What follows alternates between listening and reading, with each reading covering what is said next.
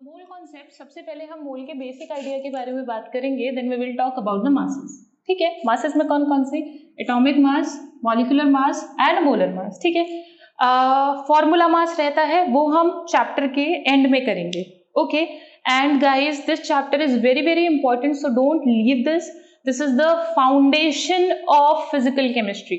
Okay, अगर आपको physical chemistry को ढंग से करना है, बहुत अच्छे से करना है, ठीक है, अभी आप 11th में हो, ठीक है, जो वीडियो देख रहा है तो 11th क्लास में हो बेटा, आपको 12th तक इसकी जरूरत पड़ेगी फिजिकल केमिस्ट्री में। इट इज नॉट अबाउट कि आपने फॉर्मूला रट लिया और आपने लगाया और हो गया सवाल।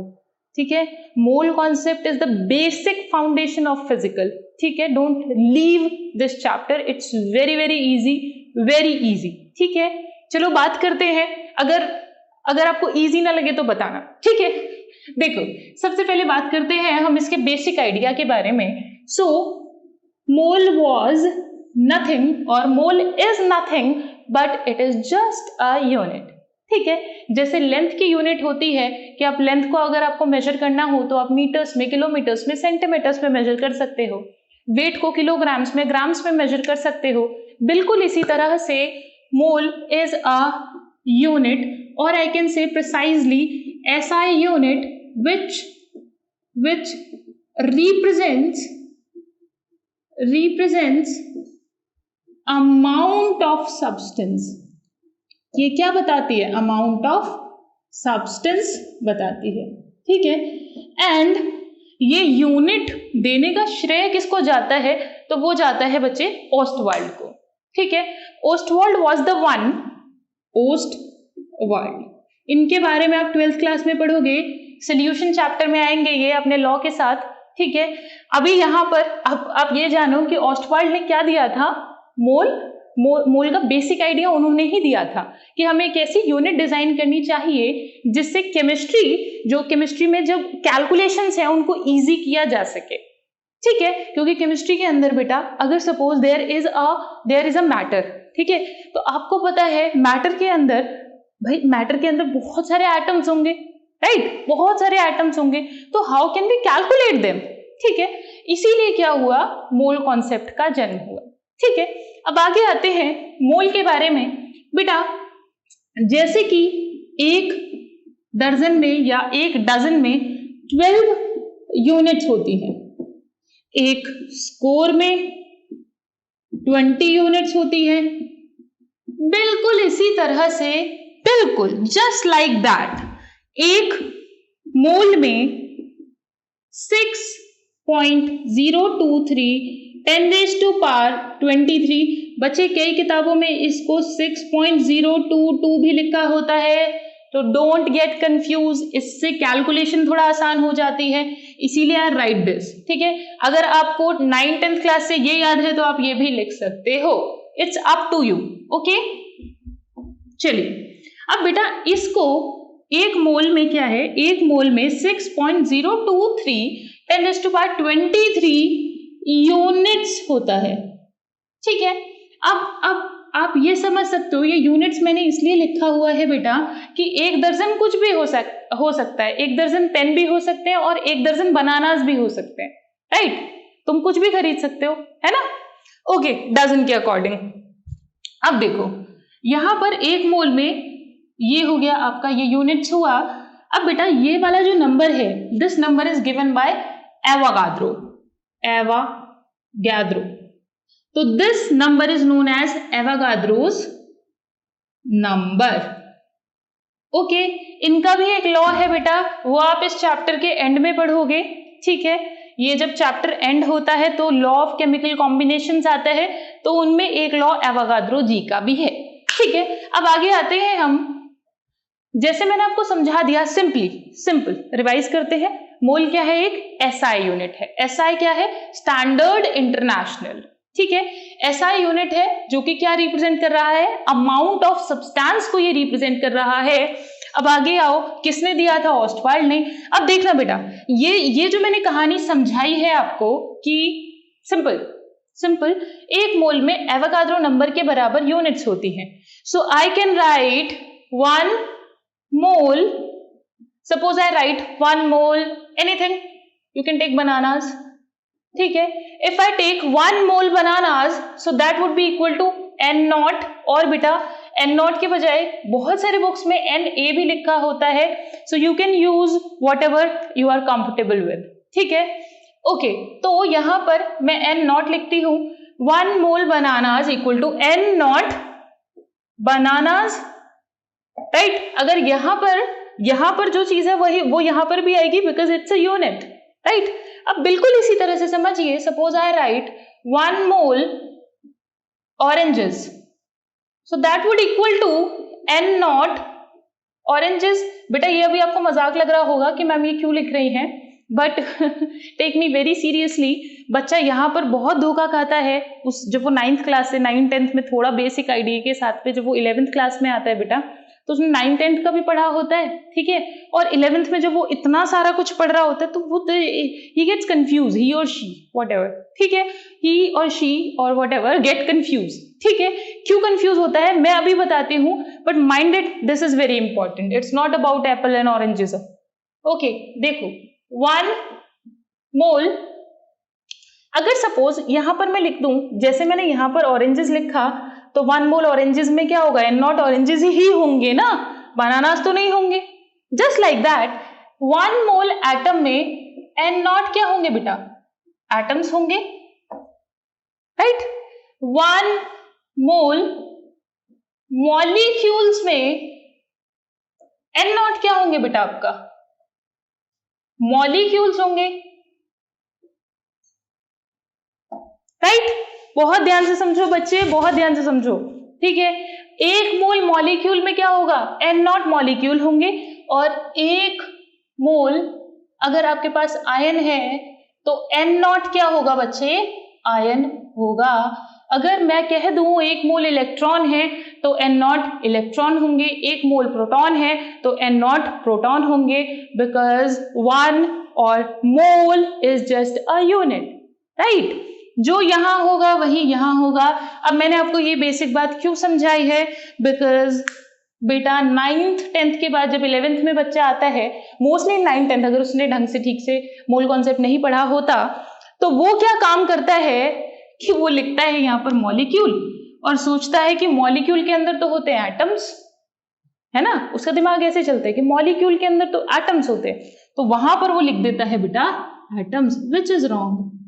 फिर वो क्या करता है, एटम के अंदर क्या होता है, एटम के अंदर तो इलेक्ट्रॉन प्रोटॉन न्यूट्रॉन होते हैं, तो वो यहां पर इलेक्ट्रॉन प्रोटॉन न्यूट्रॉन लिखता है, which is wrong, because you can't compare with apples, sorry oranges with bananas, है ना। जो यहां पर है वही यहां पर भी होगा। माइंडेड, इस बात का हमेशा ध्यान रखना कि यहां पर क्या आएगा बेटा, ये कोई ना सोचे मॉलिक्यूल में मॉलिक्यूल कैसे हैं, ठीक है भाई, 1 दर्जन केलों में 12 केले होंगे, ठीक है, just like that 1 mole molecule में एन नॉट मॉलिक्यूल होंगे। अब आई थिंक आपको समझ में आ गया होगा कि मैंने बनानास और ऑरेंजेस का खेल क्यों खेला था, ठीक है। सो एन नॉट एटम्स होंगे, ठीक है, डन। चलिए, ये बात यहां तक अगर क्लियर हो गई है तो हम आगे बढ़ते हैं। ऑफ कोर्स हो ही गई होगी, चलो आगे बढ़ते हैं। अगर कोई डाउट हो तो बेटा कमेंट में, आप कमेंट सेक्शन में कमेंट करके पूछ सकते हैं। चलिए अब आगे बढ़ते हैं बच्चे। ये तो मैंने आपको एक बेसिक आइडिया दे दिया। अब एक और चीज की बात कर लें कि मोल कितना बड़ा नंबर है, ठीक है। इसको एक्सप्लेन करने के लिए कि मोल कितना बड़ा नंबर है, आप ये तो जानते हो कि मोल 6.023 10⁻23 है, तो आप ये तो समझ सकते हो कि 6.023 के बाद 0.000000000, हाँ 23 जीरोज आएंगी, है ना, तो इट्स ह्यूज नंबर। बट एक बार एक क्वेश्चन से देख लेते हैं कि ये कितना बड़ा नंबर है। ओके, चलिए, सपोज आपके पास एवोगाड्रो नंबर के बराबर पैसे हैं। मान लो 1 मिनट के लिए कि आपके पास में क्वेश्चन है कि यू हैव मनी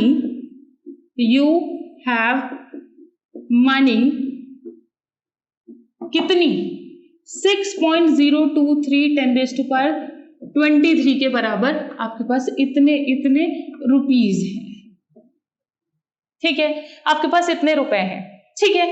अब आपको बोला गया, आपसे बोला गया कि आपको 1 सेकंड में, पर second you have to spend 10⁻⁶, ठीक है, 10⁻⁶ रुपीज पर सेकंड खर्च करने हैं। बेटा ये 10⁻⁶ कितना हो गया, कितना, 10 लाख, ठीक है। आपको 10 लाख रुपए 1 सेकंड में उड़ाने हैं, ठीक है। उड़ा तो तुम दोगे ही, पर कितना टाइम लगेगा टोटल इनको उड़ाने में, वो कैलकुलेट करना है हमें, ठीक है। चलिए, हाँ, तो हमें क्या करना है कि हमारे पास टोटल इतने पैसे हैं, ठीक है। सपोज तुम्हारे पास है या मेरे पास है, ठीक है। तो हमारे पास टोटल इतने पैसे हैं और हमें 1 सेकंड में 10 लाख रुपए खर्च करने हैं, ठीक है।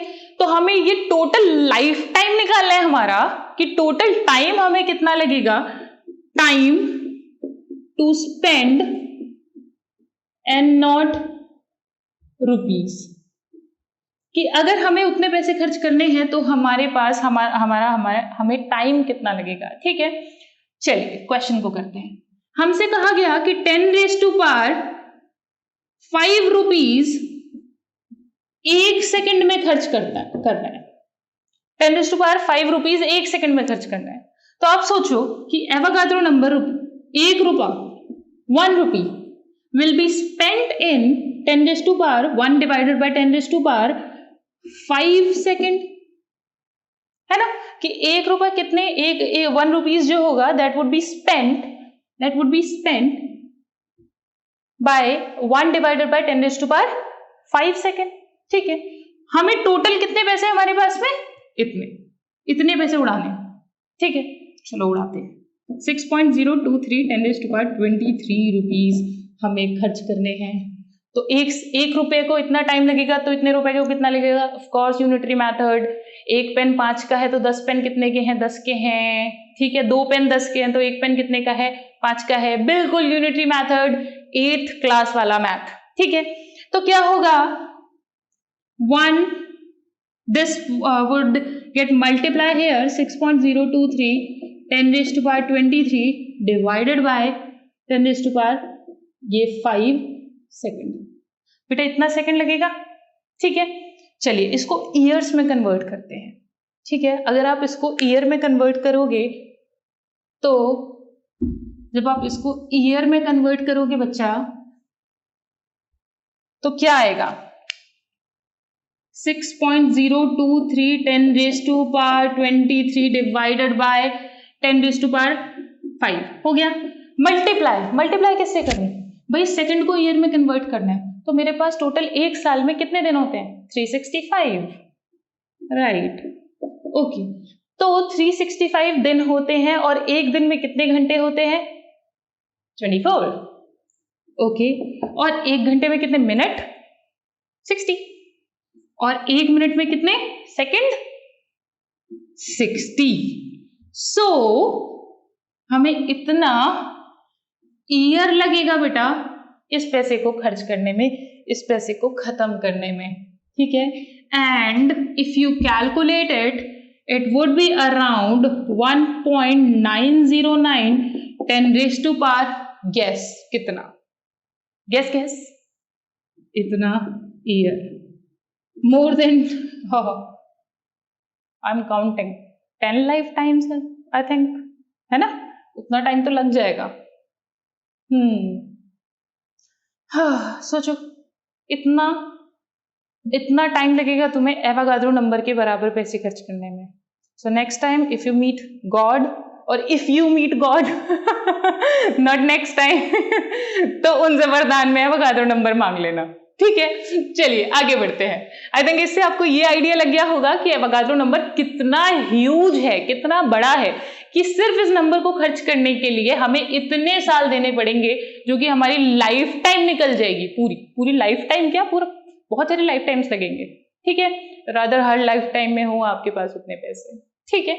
चलिए आगे बढ़ते हैं। आपने ये आइडिया ले लिया कि मोल क्या है, ठीक है। It's a SI unit. What SI unit है, क्या रिप्रेजेंट करता है, it represents amount of substance, okay. किसने दिया था, ओस्टवाल्ड ने दिया था। अ मोल is 1 mole is 6.023 into 10⁻23 units. Okay, आगे बढ़ते हैं। ये मैंने आपको दिखा दिया है एक क्वेश्चन के जरिए कि मोल कितना बड़ा यूनिट है। ठीक है, चलिए, सॉरी, कितना बड़ा नंबर है, यूनिट नहीं नंबर है, यूनिट तो बड़ी ही है। ठीक है, अब बच्चे हम आगे बात करते हैं। ये बेसिक आइडिया जो था ये हमारा इस सेशन का कंप्लीट हो गया।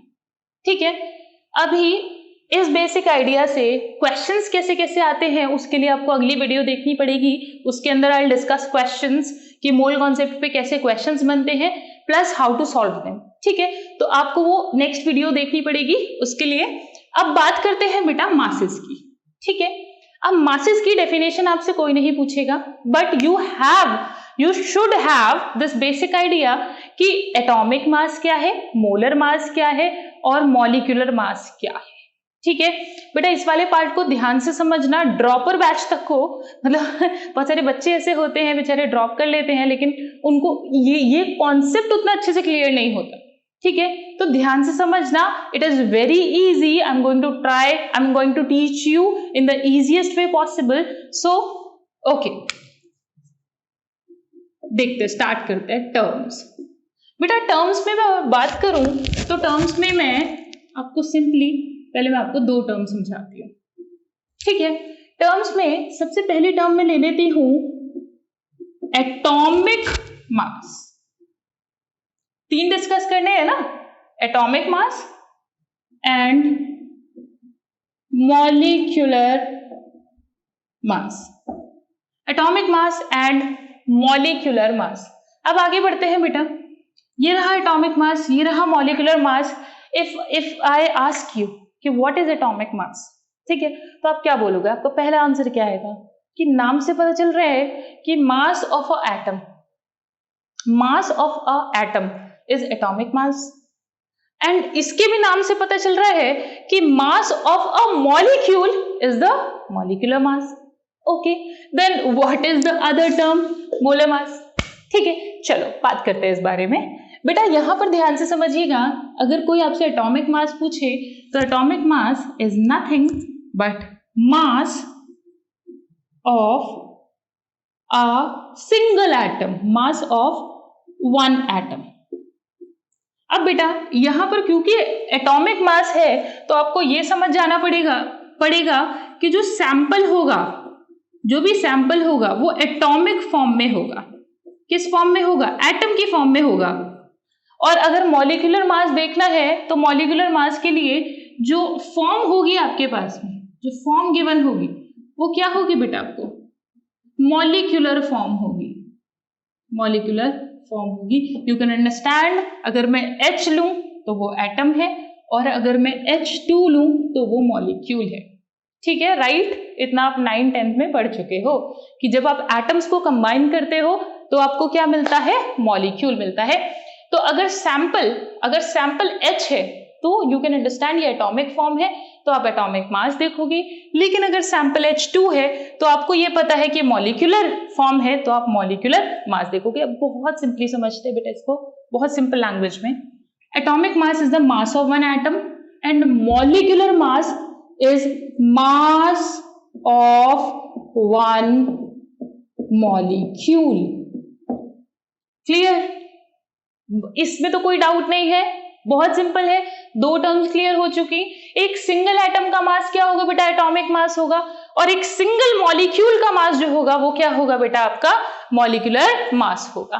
ठीक है, अब बेटा यहां पर समझना कि ये जो है मास ऑफ वन एटम, ये दोनों ही एक सिंगल एटम का जो होता है वो एटॉमिक मास यूनिट यानी कि AMU में रिप्रेजेंटेड होता है। ठीक है, दोनों, चाहे एटम हो चाहे मॉलिक्यूल हो। सपोज मुझे H का रिप्रेजेंट करना है तो मैं क्या बोलूंगी? AMU में बोलूंगी। और कितना होगा बेटा वो आपका? 1 AMU। और ऐसे वहां पर एक मॉलिक्यूल की अगर मैं बात करूं तो कितना होगा बेटा? ये तो 2 हो गया बेटा, 1 + 1 2 हो गया, 2 AMU। ठीक है, अब ये क्या है? अभी इसको मैं हटा देती हूं, अभी आप कंफ्यूज हो जाओ। अभी मैं टेबल बनवाऊंगी, आप उसमें देखना है इसको। ठीक है, अब देखो एटॉमिक मास है मास ऑफ वन एटम, ये है और ये हो गया। अब हम नेक्स्ट अपनी सबसे बेस्ट टर्म के तरफ चलते हैं, that is molar mass. Molar mass. अब बेटा ये मोलर मास क्या है? मोलर मास में भी आपको नाम से पता चल रहा होगा। देखो अभी तक हमने जितना भी डिडक्ट किया सब कुछ वो उसके नाम से किया। एटॉमिक मास था तो mass of atom, molecular mass था तो मास ऑफ अ मॉलिक्यूल। बिल्कुल, अगर मोलर मास पूछे तो मास ऑफ मोलर आ गया, that means there should be mole included, right? Mole आ गया बेटा इसके अंदर। देखो ध्यान से देखो, कोई भी चीज है जिसमें मोल आता है, जिसके नाम के शुरू में मोल आ जाए, जैसे मोलैरिटी, ठीक है, अभी मोलैरिटी आएगा आपका चैप्टर के एंड में, ठीक है, तो मोलैरिटी आया तो मोल जरूर होगा वहां पर इंक्लूडेड, ठीक है। तो अब यहां देखिए मोलर आ गया, यानी कि मोल इंक्लूडेड तो है। अब मास है तो मैं डेफिनेशन बना सकती हूं क्या? मास ऑफ 1 मोल, क्योंकि दोनों के बीच की टर्म है एटॉमिक मास और मॉलिक्यूलर मास, बीच में लिखा है मैंने इसको, तो मैं बोलूंगी मास ऑफ 1 मोल पार्टिकल्स। देखो, मास ऑफ 1 मोल पार्टिकल्स। अब particles could be atom, particles could be molecule, it's just molar mass is mass of 1 mole particles. अगर जो आपके पार्टिकल्स हैं बेटा वो है एटम्स और वो 1 मोल है, तो आप बोलोगे उसको gram atomic mass, gram atomic mass. अब ये ग्राम एटॉमिक मास क्या है लिख देते हैं बेटा। ग्राम एटॉमिक मास, सबसे पहले फुल फॉर्म समझिए बेटा, ग्राम एटॉमिक मास। ध्यान से समझो, ध्यान से बिल्कुल। सबसे पहले ग्राम लिखा है तो यानी कि ग्राम में रिप्रेजेंटेड होगा, एटॉमिक मास लिखा है यानी कि एटम का मास होगा, और कितने एटम का?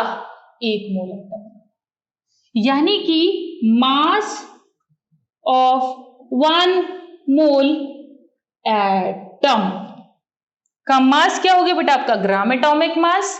अब इस तरफ आते हैं बेटा, GMM, ये क्या हुआ बेटा आपका? Gram molecular mass.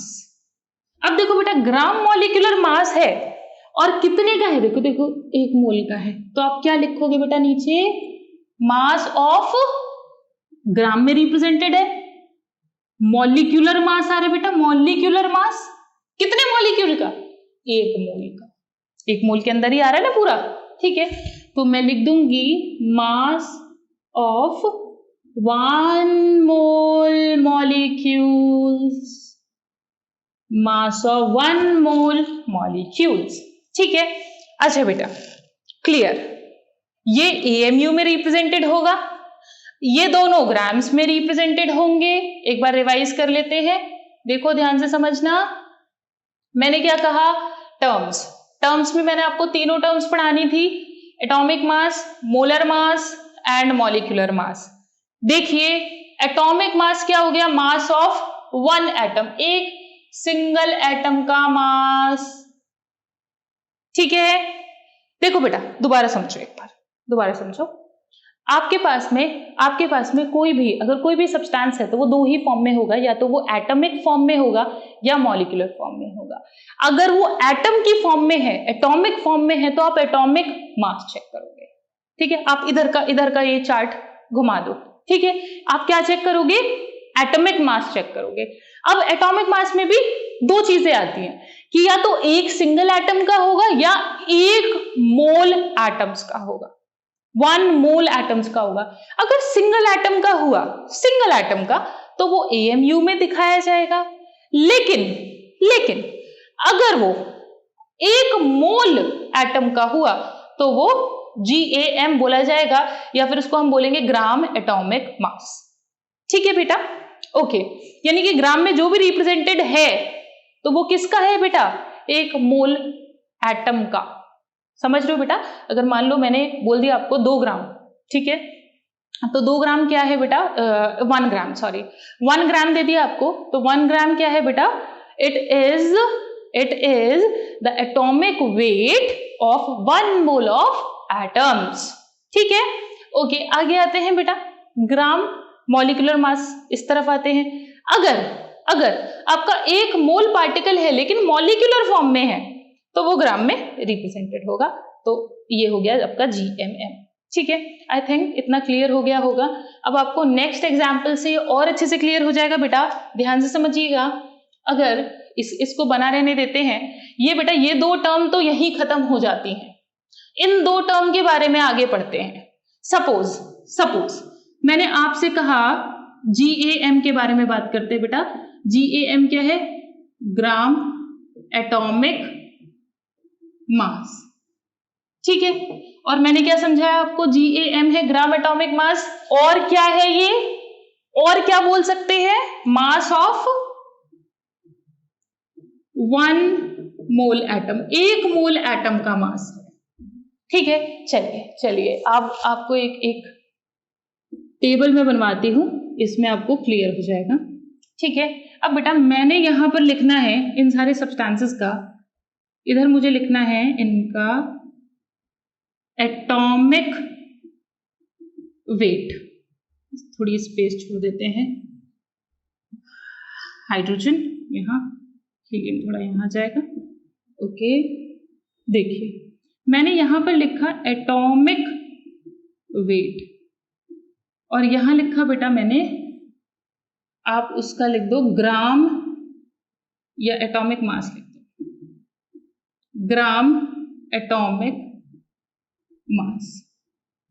ठीक है, अब देखो बेटा ध्यान से देखो, अगर एटॉमिक मास पूछ रहा है, एटॉमिक मास, ठीक है, और मैंने ये लिख दिया आपको, ये AMU में होगा और ये किस में होगा बेटा? ग्राम्स में होगा। ठीक है, हाइड्रोजन का एक एटम का वेट कितना होगा? 1, और क्या एक एटम का है तो AMU में, ध्यान से समझो, ध्यान से, बहुत ध्यान से, एक सिंगल एटम का है तो AMU में, एक मोल एटम का है तो ग्राम में। अब देखो या ग्राम एटॉमिक मास क्या है बेटा? Mass of, exactly mass of 1 mole atom. ठीक है, और ये क्या है बेटा? मास ऑफ, इसको अलग मार्कर से लिख देते हैं, मास ऑफ सिंगल एटम। ठीक है, चलिए ग्राम एटॉमिक मास कितना होगा बेटा? 1 ग्राम। डन। हीलियम का देखते हैं, हीलियम का एटॉमिक वेट कितना होता है? एटॉमिक मास कितना होता है? 4। भाई 2 होता है, इसका 2 होता है तो 2 को आप डबल कर दोगे तो 4 AMU, और वहां कितना हो जाएगा बेटा? 4 ग्राम्स। चलिए डन, आगे बढ़ते हैं। ऑक्सीजन का कितना होता है? 8 होता है ना एटॉमिक नंबर, यही तो सिखाते थे आपको। एटॉमिक नंबर को क्या कर दो? डबल कर दो। ठीक है, तो डबल करोगे तो आपका हो जाएगा 16। AMU में क्यों लिखा मैंने? क्योंकि ये सिंगल एटम का मास है। अब बताइए, मैंने यहां लिख दिया 16 ग्राम, तो ग्राम में क्यों लिखा? क्योंकि ये 1 मोल एटम का मास है। ठीक है, नाइट्रोजन बताओ कितना होगा? नाइट्रोजन का कितना होता है? 7 is atomic number and atomic mass is right 14 AMU क्यों? because it is the mass of a single atom. okay, अब यहां पर लिख देते हैं हम 14 ग्राम। क्लियर? इतनी बात समझ आती है? Done, good, very good. चलिए अगर आपको इतना पार्ट क्लियर हो गया तो यानी कि ये वाला टर्म है, इसको हमने एग्जाम्पल से कर लिया, ये वाला टर्म एग्जाम्पल से कर लिया। अब हमारे पास ये 2 टर्म्स बच गई हैं, अब इनको करते हैं। ठीक है, okay, next is gram molecular mass. Gram molecular mass, GMM। Okay, तो GMM क्या होगा बेटा? लिख देंगे दोबारा, gram molecular mass. Done. Okay, gram molecular mass हुआ, ये क्या है? मास ऑफ 1 मोल मॉलिक्यूल, राइट। चलिए अब बिल्कुल इसी तरह से जैसे हमने पहले किया था, हम उसी तरह से एक टेबल बनाते हैं। सपोज आई राइट H2, ठीक है, H2 हुआ O2, N2 and what do you want else? चलो let's take CO2, H2, SO4. इस पूरे चैप्टर में इनके ही मासेस यूज होंगे तो मैंने वही लिख दिए हैं, ठीक है। और यहाँ पर मैं लिखती हूँ सबसे पहले इनका बताओ, इनका क्या एटॉमिक फॉर्म आएगा, क्या ये एटॉमिक फॉर्म में है या मॉलिक्यूलर फॉर्म में? दोबारा जाओ अपने टेबल पर, ठीक है। अगर अब तुमने नोट डाउन किया है तो देखना टर्म्स जो लिखी हुई हैं आप पहचानोगे कैसे। सपोज आपको सैंपल दिया है H2, तो क्या ये एटॉमिक फॉर्म में है? नहीं। क्या ये मॉलिक्यूलर फॉर्म में है? यस। तो आप एटॉमिक फॉर्म वाला जो टर्म्स है उनको हटा दो, ठीक है, मॉलिक्यूलर फॉर्म में है, ठीक है। चलिए अब आपको रिप्रेजेंट करना है, यहाँ पर मैंने लिख दिया मॉलिक्यूलर मास, और यहां मैंने लिख दिया बेटा मोलर मास, ठीक है। मॉलिक्यूलर मास लिख दिया। अब आपको ये पता है कि, या फिर लिख दो GMM, ग्राम मॉलिक्यूलर मास, ठीक है। ये रिप्रेजेंट किस में होगा? ग्राम में। शक्ल से बता रहे बेटा ये किस में रिप्रेजेंट होगा? AMU में, एटॉमिक मास यूनिट में। Okay done. देखो अब H2 है, H2 क्या होगा? इसका अगर मास देखा जाए तो हाइड्रोजन का 1 होता है, तो H2 का कितना हो गया? डबल कर दो बेटा, 1 + 1 it would B 2। 2 what? AMU, right. अब ये मॉलिक्यूलर मास क्या है, क्या मुझे बता सकते हो? It is the mass of, ये तो बहुत बड़ा लिख दिया है मैंने, मास ऑफ 1 मोल मॉलिक्यूल, ठीक है। और ये किसका मास है बच्चे? मास ऑफ अ सिंगल मॉलिक्यूल। एक सिंगल मॉलिक्यूल का मास जो है वो क्या है आपका? AMU है। डन। इतनी बात समझ आती है? आगे बढ़ते हैं। गुड। देखो तो ये 2 AMU हुआ, ये कितना होगा बेटा? 2 ग्राम्स होगा। डन।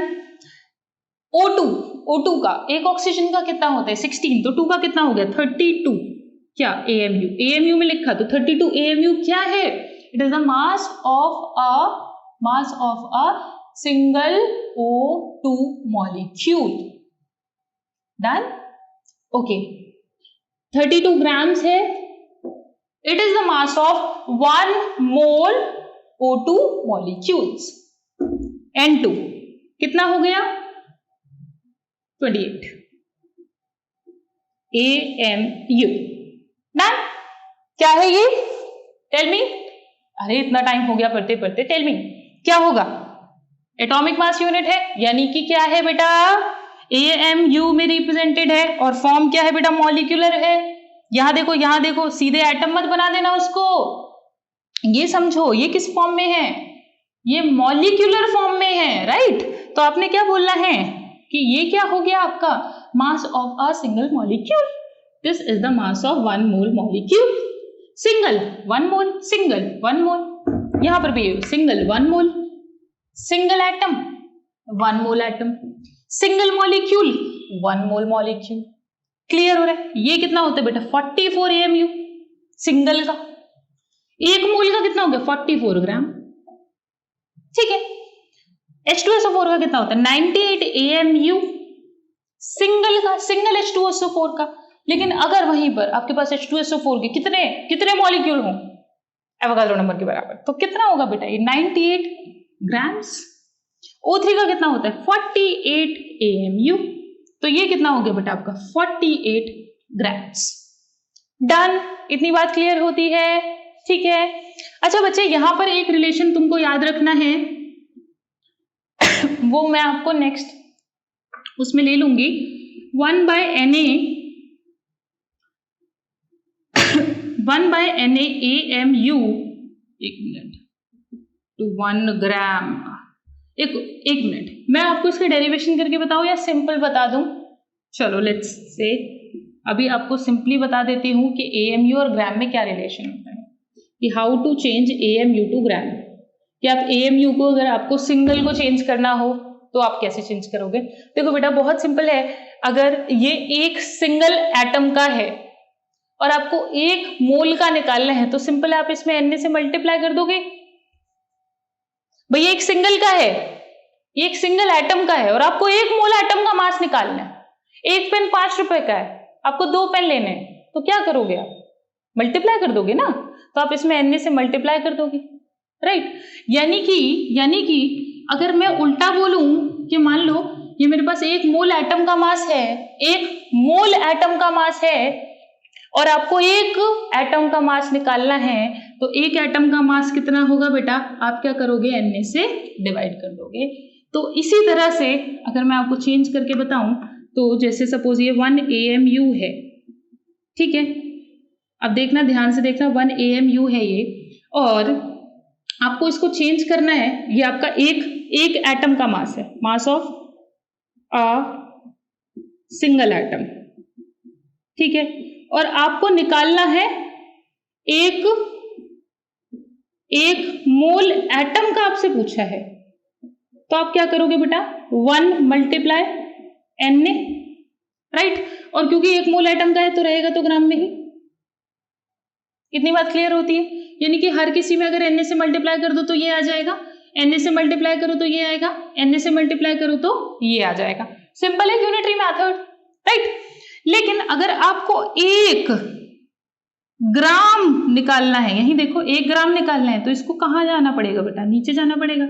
तो 1 by Na AMU, done. So 1 gram equal to 1 by Na AMU। अगर इससे यहां जाना है तो Na से मल्टीप्लाई कर दो, इससे यहां जाना है तो Na से डिवाइड कर दो, ठीक है। इतनी बात क्लियर हुई? देखो बच्चा, एक बार अगर तुमने दोबारा इसमें कुछ समझ नहीं आया है तो कमेंट सेक्शन में मुझे कमेंट करके पूछ लेना। वैसे आई थिंक कि पूरा समझ में आ गया होगा। It was not a rocket science, it was very easy, ठीक है। तो अब देखो बेटा, मैं एक बार रिवाइज करा देती हूँ। हमने मोल पढ़ा, मोल के बाद में हमने क्या पढ़ा था? मोल का हमने बेसिक आइडिया लिया था, क्या है? एक यूनिट है, it is just a number, ठीक है, जस्ट लाइक डजन, ठीक है। एक दर्जन में जैसे 12 चीजें होती हैं, बिल्कुल इसी तरह से एक मोल के अंदर 6.023 10⁻23 चीजें लगा लो, एटम्स, पार्टिकल्स, मॉलिक्यूल्स, एनीथिंग, ठीक है, कुड बी एनीथिंग, ठीक है। तो हमने एक मोल पढ़ लिया। मोल के बाद हमने क्या पढ़ा? हमने मोल के बाद आइडिया लिया किसका? एटॉमिक मासेस का, मोलर मासेस का और मॉलिक्यूलर मासेस का। Atomic mass was the mass of a single atom if it is represented in AMU. Mass of 1 mole atom would be represented in gram. ये conclusion है, ठीक है। और I think मुझे इसको हटा के कर देना चाहिए एक बार conclusion. It would be nice. चलिए, अगर आपने इसको नोट डाउन किया है तो आपको ढंग से समझ आया होगा। अगर नोट डाउन नहीं किया है और आप बिल्कुल इसको टीवी सीरीज की तरह देख रहे हैं तो it's a waste. Okay, TV series याद रहती है, वीडियो लेक्चर्स नहीं। चलिए, तो सबसे पहले हमने मोल के बारे में पढ़ा था। Mole was 1 mole equal to Avogadro number के बराबर क्या होती है बेटा? यूनिट्स होती है, ठीक है। उसके बाद हमने टर्म्स पढ़ी थी, क्या? एटॉमिक मास क्या है? अगर AMU में रिप्रेजेंटेड है, AMU में रिप्रेजेंट करो और ग्राम में रिप्रेजेंट करो। अगर AMU में रिप्रेजेंटेड है तो एक सिंगल एटम का होगा, और अगर ग्राम में रिप्रेजेंट कर रहे हो तो एक मोल एटम का होगा, ठीक है। Just like if I talk about oxygen, तो ऑक्सीजन को अगर आपने लिखा है 16U और 16 AMU, सॉरी 16U भी लिख सकते हो और AMU भी लिख सकते हो। यहाँ लिखते हैं AMU भी लिख सकते हो और U भी लिख सकते हो और 16 ग्राम भी लिख सकते हो, ठीक है। चलिए, अगर आपने 16 AMU लिखा हुआ है तो 16 AMU would be what? Tell me. It is the mass of single O atom, and this is the mass of 1 mole O atom. Clear? And just like that, if I talk about O2, आपने लिखा 32 what? AMU. If you write 32 grams. अगर आपने 32 AMU लिखा है तो what is it? Tell me. Mass of single O2 molecule. ठीक है, and this is the mass of 1 mole molecule. बेटा इसका आपको बेसिक रिक्वायरमेंट इस चैप्टर में तो पड़ेगा ही, आपको न्यूक्लियर केमिस्ट्री जब आप पढ़ोगे, ठीक है, एडवांस के सिलेबस में है न्यूक्लियर केमिस्ट्री, तो न्यूक्लियर केमिस्ट्री जब आप पढ़ते हो, आई थिंक सीबीएसई में नहीं है बेटा न्यूक्लियर केमिस्ट्री, ठीक है, एडवांस के सिलेबस में है, नीट में है, ठीक है, तो न्यूक्लियर केमिस्ट्री पढ़ते वक्त इसका बहुत रिक्वायरमेंट पड़ता है एएमई और ग्राम के रिलेशन का, ठीक है। तो रिमेंबर दिस, आई थिंक आपको समझ में आया होगा। अब नेक्स्ट वीडियो में जो हम करेंगे वो होंगे मोल के क्वेश्चंस, ठीक है, मोल कॉन्सेप्ट पे किस तरह के क्वेश्चंस आते हैं। सो फॉर द क्वेश्चंस जो आपके सीबीएसई में, जेई मेंस में, एडवांस में क्वेश्चंस आते हैं, for them watch my next video. Bye.